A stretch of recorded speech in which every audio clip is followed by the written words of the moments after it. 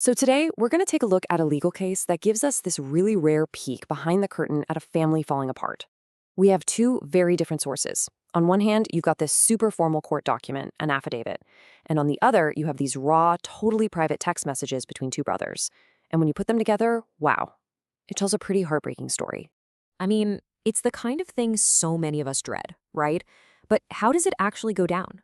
How do you go from grieving together to fighting it out in court? That's the big question we're digging into today by watching what happens when private pain goes on the public record. Okay, so our first piece of the puzzle is this official court document from DeWitt County, Texas. It's the affidavit of Kenneth Michael Crabtree. This is his sworn testimony, right? It's him laying out his side of the story in a dispute with his younger brother Christopher over their mom's estate. This is the cleaned up, official version, the one he wants the judge to see. So here's how we're going to break this all down. First, we'll look at the will that started the division. Then, we'll step back to see the brothers in their shared grief. After that, we'll pinpoint the exact breaking points. Then we'll compare the formal court claims to their private texts. And finally, we'll look at the aftermath. All right, section 1. And this story really kicks off, like they so often do, with a will. This legal document filed in court is what pits two brothers, Kenneth and Christopher, against each other right after losing their mom. Now, to really get what's going on here, you need to understand this one key legal rule: the executor. The executor is the person named in a will to, well, execute its instructions. They're legally on the hook for everything: managing the estate, paying off debts, handing out the assets. In this case, their mother named her older son, Kenneth, for the job, and that decision becomes central to, well, everything. So according to Kenneth's side of things in the affidavit, the trouble started right after their mother passed away. His brother Christopher went out and hired a lawyer. Now, Kenneth claims this was basically a move to try and get around the will, maybe minimize the estate's debts to get a bigger piece of the pie for himself. But, as the executor, Kenneth felt he was the one in the driver's seat when it came to legal strategy. When he felt the lawyer wasn't listening to him, he fired the firm. And that single act, that's what created this massive rift that landed them in court. But here's the thing. Before all the lawyers and the court documents, they were just a family. And what really jumps out at you when you read these text messages is that just a few months before this whole fallout, these two brothers were incredibly close. They were leaning on each other through a series of just unimaginable family tragedies. You look at their texts, and man, the timeline is just brutal. In April of 2025, they find out their father is terminally ill. Less than 5 months later, their mom has major surgery, and just a few days after that, on September 11th, she dies, completely out of the blue. I mean, this is just an incredibly intense period of shared loss. Take this, for example. When they get the horrible news about their dad, Kenneth texts, "I keep crying, love you." And Christopher's reply is just simple and immediate, "Same." You can just feel how raw and vulnerable they both are in that moment. And get this, the very night their mother passes away, right in the middle of all that shock and chaos, Kenneth's first thought is to comfort his little brother. He texts him, "Don't freak out, Chris, we have each other." It's such a clear message of unity, It's like, it's us against the world now. And then, just 5 days after that, Christopher sends this text that's, honestly, it's just incredibly powerful. He's reflecting on what their mom would have wanted. He writes, "Mom loves us and wants us to be happy and love each other. I know that's all she wants." And this right here, this just raises the emotional stakes so high.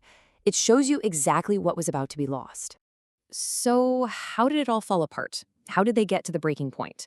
Well, the text messages show this really dramatic shift where that shared grief just gives way to fights about money and lawyers and the unbelievable stress that comes with settling an estate.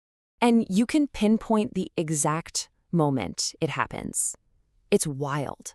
On September 23rd, 2025, that's just 12 days after they lost their mom, their communication, which had been so supportive, just completely shatters.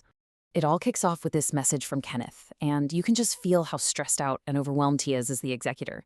He says, "I'm the one taking care of all this, so I don't need advice. I'm not being a dick, but I'm busy doing all this." You can tell he is just feeling the absolute full weight of this role. And Christopher's reply, it is immediate, and it is sharp. There's no empathy, just frustration. He texts back, "Then shut up about it. You're being ridiculous." And you can even see his frustration in the typo. I mean, that supportive tone from just a week ago It's completely gone. And then comes the real haymaker. Christopher directly challenges Kenneth's ability to do the job, saying, if you are not mentally prepared for all of this, then pass it on to me or someone else. This isn't just, a simple criticism. This is a direct shot at Kenneth's authority as executor, the exact job their mom wanted him to do. Okay, so this brings us right to the heart of this whole thing, putting the formal, carefully worded court claims right up against the raw, emotional reality of their private texts. This is where you see two totally different narratives taking shape. So let's put them side by side, because this is where the two stories just completely collide. The court claim says Kenneth was hostile and abusive. But what does the text say? I'm not being a dick, but I'm busy. Christopher claims he was just trying to protect estate assets, but the texts show him refusing to chip in for insurance on that very property. The legal claims paint this picture of someone deliberately blocking progress, but the texts, they tell a story of a breakdown, one born out of stress and grief and just massive misunderstanding. The difference is just stark. And that insurance payment? Let's talk about that for a second. The down payment needed to keep their mom's property insured was just under $380. Think about that. It's a pretty small amount of money, especially split between two people. But it became this huge symbol for a much bigger fight over control and trust. And this one exchange just perfectly captures their totally different ways of thinking. When Christopher says he won't pay, Kenneth replies, I can't either, but I was going to make it work so we don't lose everything. He's seeing a fire that needs to be put out, like right now. Christopher, on the other hand, is all about the process. I can't just put money out without knowing details. He wants a plan. You've got two brothers under just immense pressure, looking at the exact same problem and seeing two completely different things. So, what's the end result of all this? Where did it all lead? Well, the final part of the affidavit pretty much spells it out. A family relationship that's now completely fractured, where all their communication has to go through lawyers. So Kenneth files this affidavit on March 19th, 2026, which is about 6 months after their mother's death. And that date is really important. It marks the official switch from a private family tragedy to a public legal war. It guarantees that from that moment on, their relationship would be mediated not by family or love or memory, but by the cold, formal rules of a courtroom. And all of this really leaves us with one big, lingering question. After seeing the absolute emotional gut punch in these texts and the legal mess in the affidavit, you just have to wonder, when a family fights over an estate like this, is anyone ever really a winner in the end?